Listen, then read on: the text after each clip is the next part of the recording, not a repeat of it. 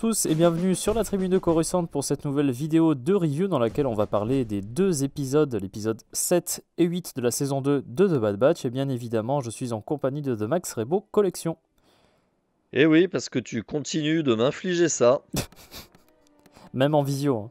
Comme d'habitude, on fera deux parties avec une première sans spoilers dans laquelle on va décrire notre avis global sur ces deux nouveaux épisodes. Et bien évidemment, ce sera suivi d'une partie où on ira bien plus en détail sur tout ce qu'on a à dire de ces épisodes 7 et 8. Alors, globalement, qu'est-ce que tu as pensé de ces deux nouveaux épisodes ?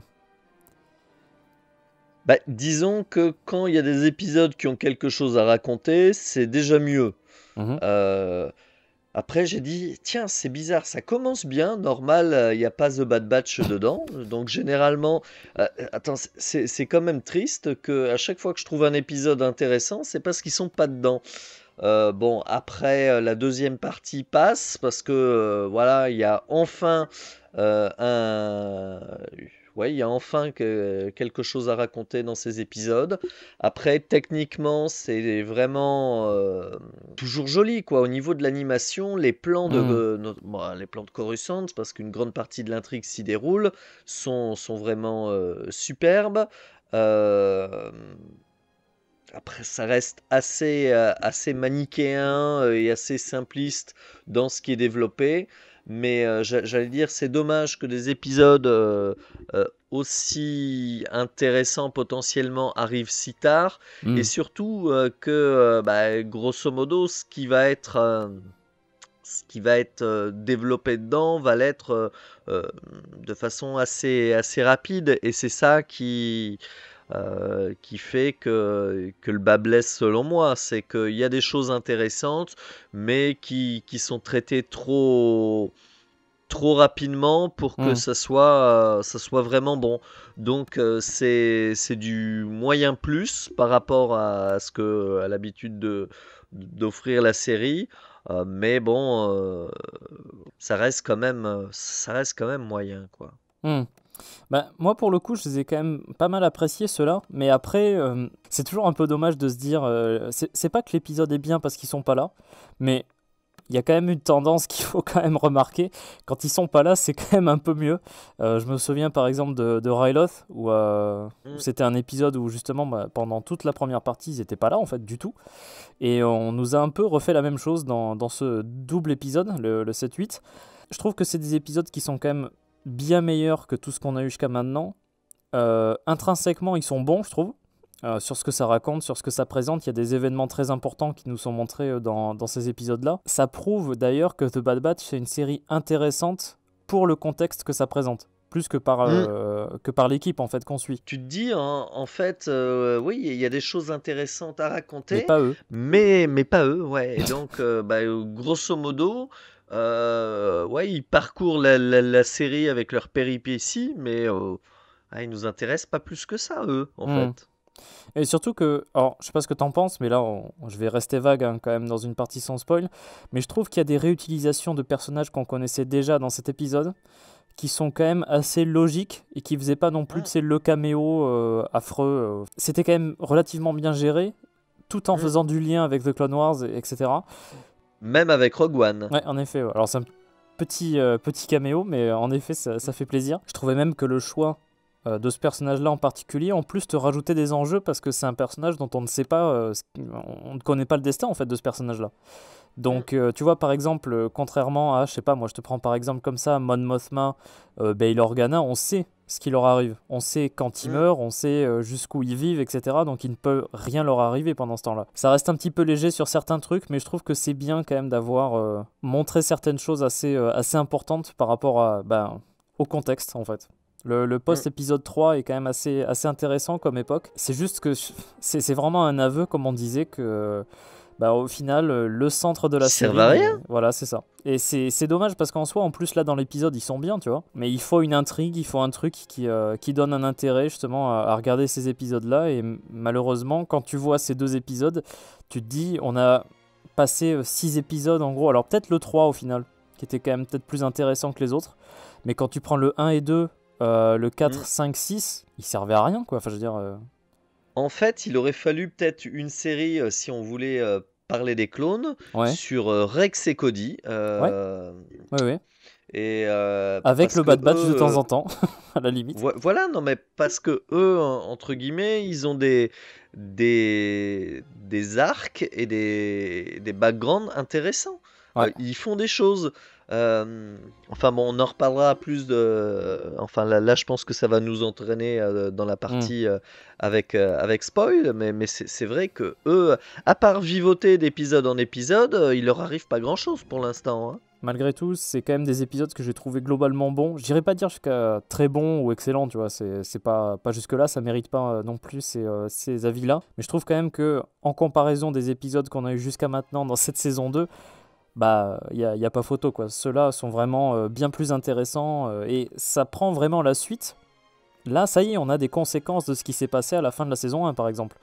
Ouais. Chose qui était totalement oubliée. Alors, mentionnée par-ci par-là, mais tu vois, dans l'intrigue, on Mm. s'en foutait un peu.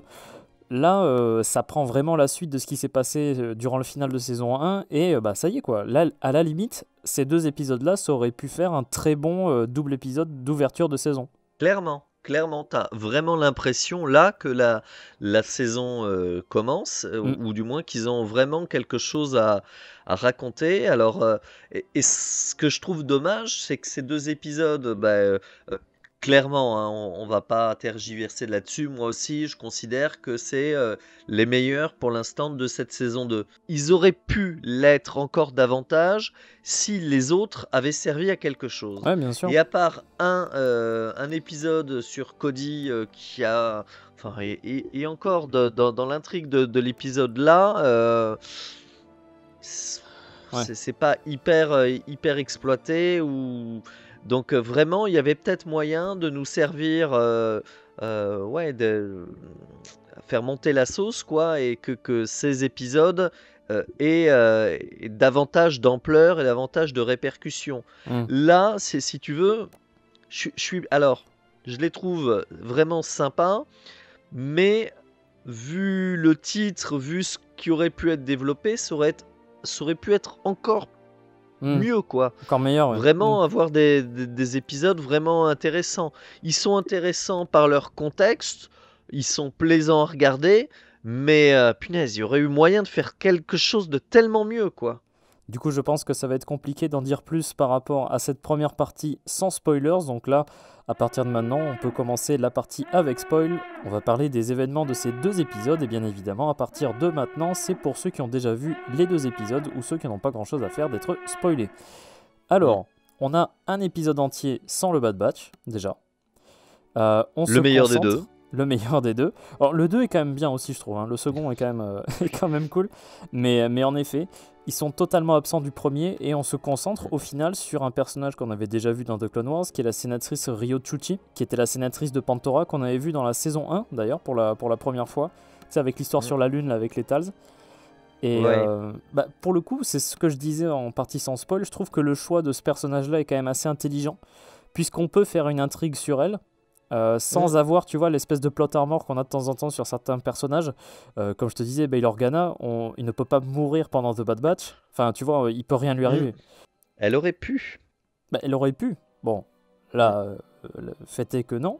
Mais en tout cas, quand tu regardes l'épisode, tu te dis il y a quelque chose qui peut se passer en tout cas. C'est vraiment un épisode qui fait le lien avec le final de la saison, de la première saison de The Bad Batch, puisqu'on revient sur l'histoire de Camino en fait. Ouais, parce que jusqu'à présent, les seules conséquences de la destruction de Camino, c'était que grosso modo, est-ce que la Bad Batch a survécu au truc? Ah ouais, tiens, ils y ont échappé, mais C'est tout, ouais. point, quoi. Grosso modo, la destruction de Camino, finalement, n'impactait pas grand-chose le reste de la saison. Mhm. C'était dit comme élément de contexte vite fait, mais grosso modo, aucune conséquence n'était explorée là-dessus.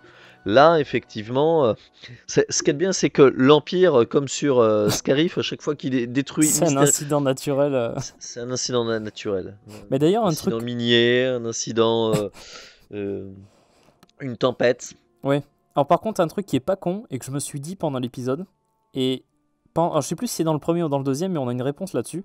Je me suis fait vraiment la réflexion, mais les gens ils sont assez cons pour croire qu'il y a une tempête qui a détruit Tipoca City, parce que genre c'est une ville créée pour résister à ce genre d'environnement-là. Bah oui. Et on le dit plus tard.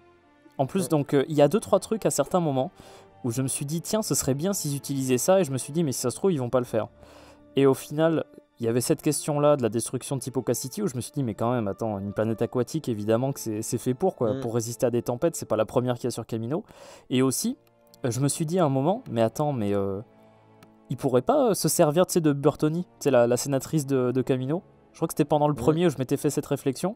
Et bah, le fait est qu'elle arrive dans le second. Donc j'ai été assez content de voir certains éléments où je me disais ce serait logique, tu vois, de les voir. Et c'était assez cool d'ailleurs de retrouver ce personnage, sénatrice disgraciée de Kamino qu'on avait pu voir dans The Clone Wars. L'intrigue est quand même assez simple parce que Oui. finalement, tu as le cas de conscience de ces deux clones qui veulent tout balancer, qui vont trouver une sénatrice qui va finalement les écouter et qui essaye elle aussi d'avoir des réponses parce que le cadre qu'il y a derrière tout ça, c'est la loi instaurant la conscription des volontaires et finalement le remplacement des clone troopers par les futurs stormtroopers. D'ailleurs, le mot est dit dans l'épisode, si je me souviens bien. Ouais, ça se termine là-dessus en plus, quasiment. L'acte de création des stormtroopers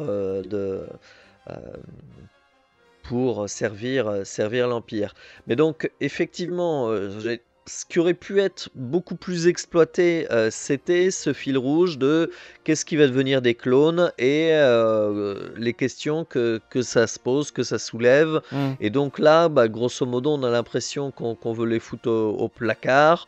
Alors qu'ils auraient peut-être très bien pu être intégrés, j'allais dire, les deux programmes pouvant très bien se rejoindre et se compenser, surtout que les clones étaient amenés à disparaître et à mourir à cause de leur croissance accélérée, ce qui est évoqué rapidement, et donc finalement il y aurait pu avoir un lien fait entre les deux programmes de façon peut-être plus fluide que vouloir finalement remplacer le second par le premier absolument. Donc il y a effectivement la stratégie de Rampart qui est pas très, il est pas très fin. On va vouloir éliminer ces fauteurs de troubles et ces témoins gênants. Donc c'est avec un assassin. Tiens, mais pour le coup, je pensais c'est bien ça. Ouais, je pensais qu'on allait nous ramener Crosshair en fait, mais tu sais que pendant un moment, ça m'a rappelé, tu sais, la scène d'introduction, tu sais, d'Aura Singh dans Hostage Crisis, dans la saison 1 de The Clone Wars, tu sais, avec le fusil de sniper, le réticule, la façon dont il éliminait les cibles. Je me suis dit, ça se trouve, ça va être un chasseur de primes, un truc comme ça, mais en fait, c'est assez intéressant ce qu'ils ont fait justement de cette espèce de tueur à gages clone. Apparemment, on aurait effacé son identité pour... C'est ça. C'était assez glauque. C'est assez glauque, mais ça montre que les clones ont quand même une certaine utilité. Hein. Mais tu sais qu'en plus, je me suis dit, si ça se trouve, en fait... Alors, j'ai pas l'impression que ce soit le cas, mais ça aurait été intéressant aussi de voir, par exemple, tu sais, un espèce de clone... une espèce de clone un peu augmenté, tu sais, cybernétiquement, ou des trucs comme ça, parce que il me semble que dans l'univers légende, tu vois, les premiers Dark Troopers, c'était des vieux clones augmentés, on va dire. Donc, je sais pas, pendant une seconde, je me suis dit peut-être. Mais... non, mais après, c'est un concept intéressant, si tu en veux, tout cas. Ouais. Et cette histoire en soi est intéressante et fait que l'épisode va être plaisant à regarder, même si après, ce qui va prendre le pas, c'est un peu l'aspect chasse à l'homme sur le reste de l'épisode. Donc finalement, la partie intéressante qu'on a un peu au Sénat, où on revoit une sénatrice de Rogue One, on revoit Bail Organa, on revoit Masameda. La sénatrice de Taris d'ailleurs, Pamlo. Pamlo, ouais, et effectivement, donc ça c'est très sympa, en soi. Mais bon, après, enfin, voilà, c'est quand même un peu simpliste en disant, bon ben, voilà, avec le précieux témoignage, on va faire tomber Rampart. Ouais, c'est facile, mais après, malgré tout, je trouve que c'est quand même simple, peut-être un peu trop, pour des intrigues politiques. On n'est pas dans du Andor, mais bon, ça on le savait, puis c'est normal, hein, c'est pas le même genre de série du tout. Mm. Mais après, je trouve soit bien que ce soit quand même adressé, tu sais, au bout d'un moment, toutes ces histoires de... la destruction de Kamino, ça va pas passer inaperçu, par exemple. Et ne serait-ce que pour sauter jusqu'à la fin de l'épisode, parce que c'est quand même assez intéressant ce qui se passe à la fin du second. Mais la façon dont, en fait, Palpatine arrive à retourner, en fait, de toute façon, quoi qu'il arrive, ça va lui donner raison, il va faire ce qu'il veut. De toute façon. Parce que là, il est en mode total damage control. Tu sais, genre, bon, bah, de toute façon, quoi qu'il arrive, en fait, j'ai toujours une solution pour m'en sortir. Donc là, l'utiliser Rampart comme une espèce de fusible pour donner. De toute façon, en fait, en gros, quoi qu'il arrive, la loi sur la création des Stormtroopers, elle va être votée. Donc, en vrai, c'est simple, mais j'ai quand même bien apprécié comment ça avait été fait, tu vois. Bah, la scène est sympa, mais effectivement, Palpatine, son il y a, arrivée, quand même. voilà, mais il y avait moyen. Alors, c'est un bon Deus ex machina parce que, j'allais dire, est-ce qu'il va y être? Bon, on savait qu'il apparaîtrait, donc le faire apparaître en fin de deuxième épisode comme ça, pour proclamer la création des Stormtroopers. Effectivement, on dit, bon, j'allais dire, bon, après, on est dans un régime totalitaire, hein, ça, il Ah faut oui. pas l'oublier non plus, parce qu'en in fine, les sénateurs sont quand même très très cons si ils croient Ouais, s'il pense effectivement pouvoir. que Rampart a décidé ça tout seul. On se dit quel est son intérêt à faire ça, mais surtout comment il peut faire un truc contre l'avis de l'empereur. Avec enfin c'est lui qui prend un vaisseau tout seul là, qui va détruire, enfin qui prend une décision de cette importance. Et pour quel motif en plus, ouais. Ouais, voilà, bon, ça, c'est quand même énorme. Et bon, après, je pense qu'aucun des sénateurs n'est dupe sur, Oui, ils savent très bien. Enfin, en tout cas, ceux qui sont au courant. Par exemple, Bail Organa.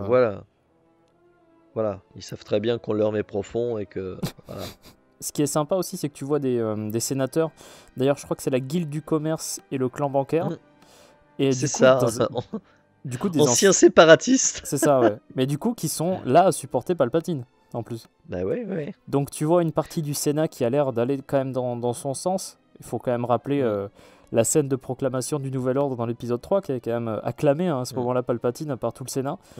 Donc on voit quand même que le Sénat est quand même de son côté.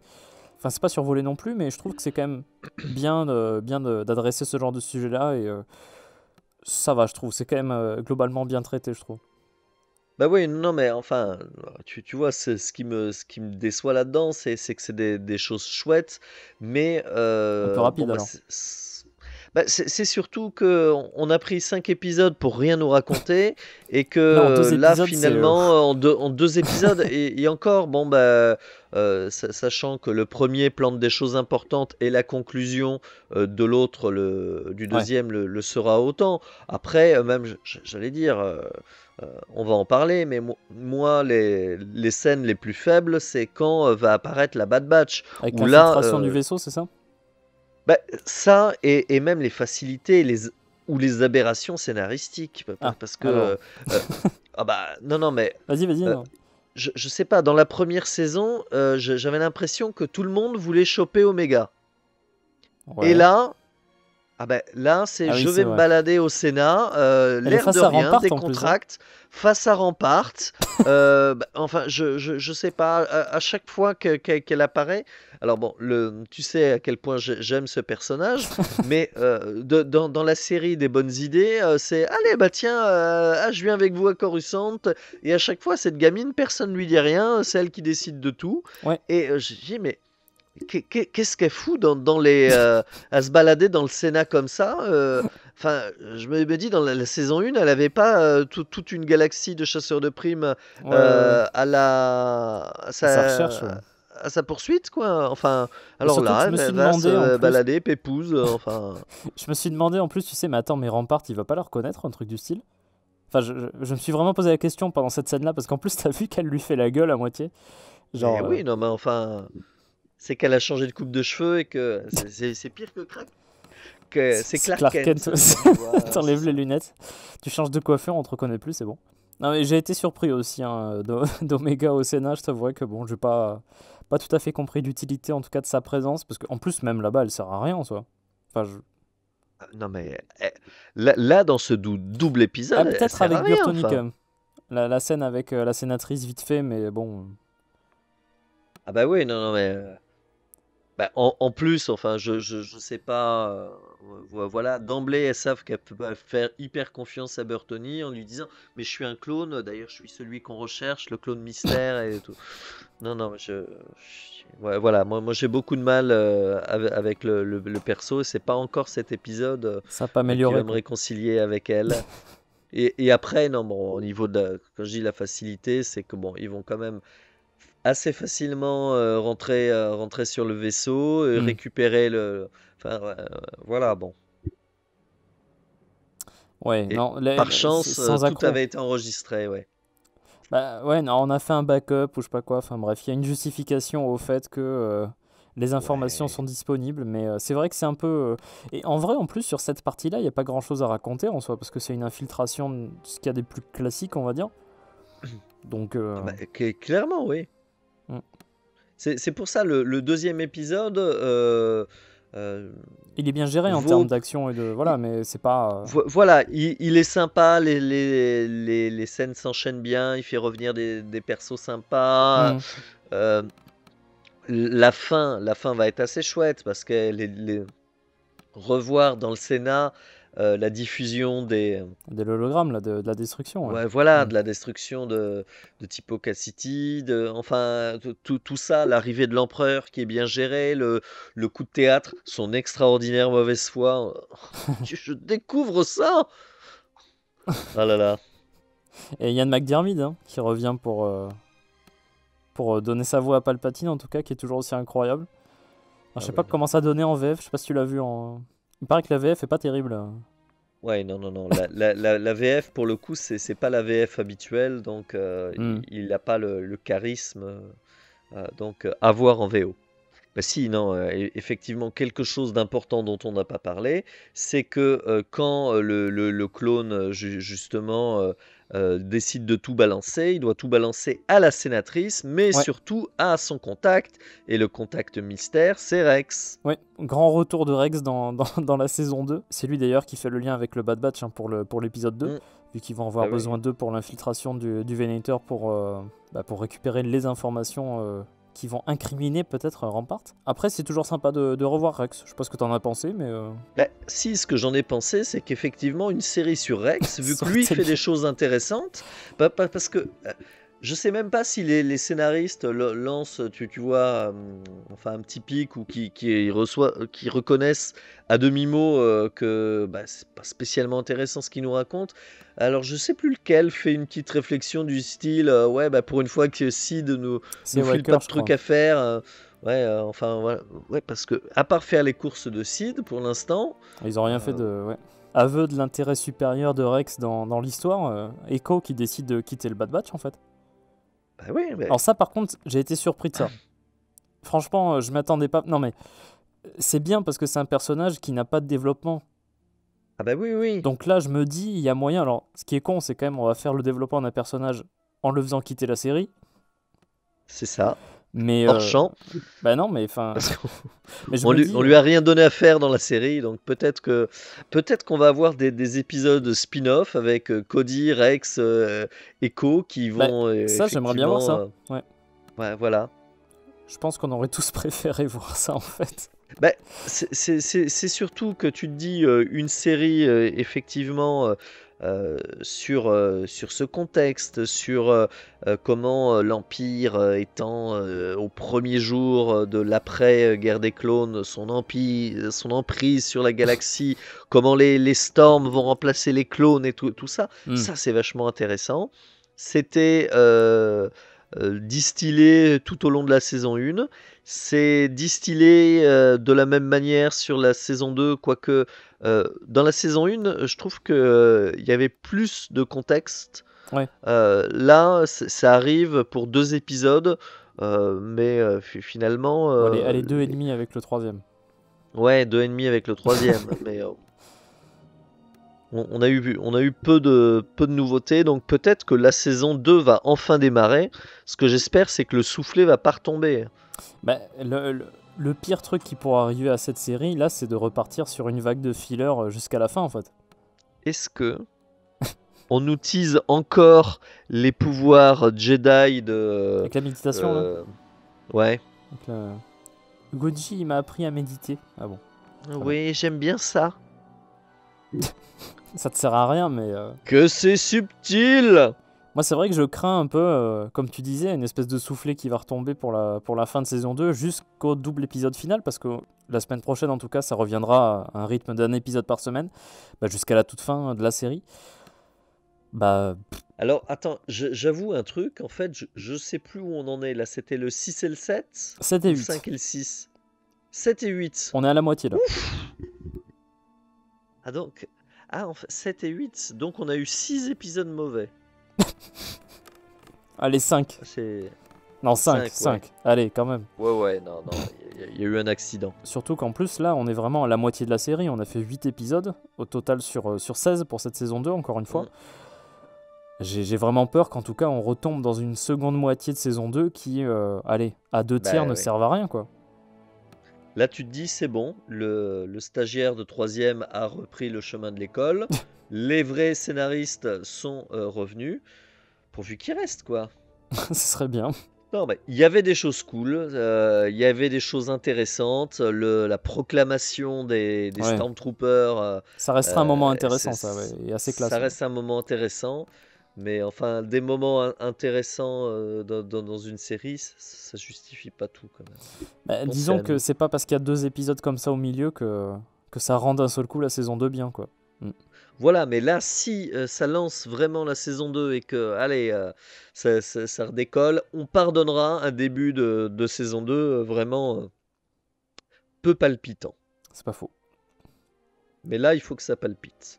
Du coup, voilà, c'est à peu près tout ce qu'on avait à dire sur ce double épisode 7 et 8 de la saison 2 de The Bad Batch. En tout cas, j'espère que cette vidéo de review vous a plu. Si c'est le cas, n'hésitez pas à laisser un like. N'hésitez pas également à commenter votre avis sur ces 2 épisodes dans les commentaires. Je fais personne qui commente. Tu fais très bien le clavier, ouais, c'est magnifique. N'hésitez pas bien évidemment à vous abonner à The Max Rebo Collection ainsi qu'à la tribune de Coruscant si vous ne voulez pas rater nos prochaines vidéos, y compris les reviews de The Bad Batch. C'est quelqu'un qui est abonné, il est content d'être abonné. En tout cas, nous on se retrouvera la semaine prochaine pour la review de l'épisode 9 de la saison 2 de The Bad Batch. Je vois que t'as très hâte d'en parler. Et Non, allez. En vrai, allez. Il sera peut-être bien aussi. On va voir. Donc à très bientôt et que la force soit avec vous.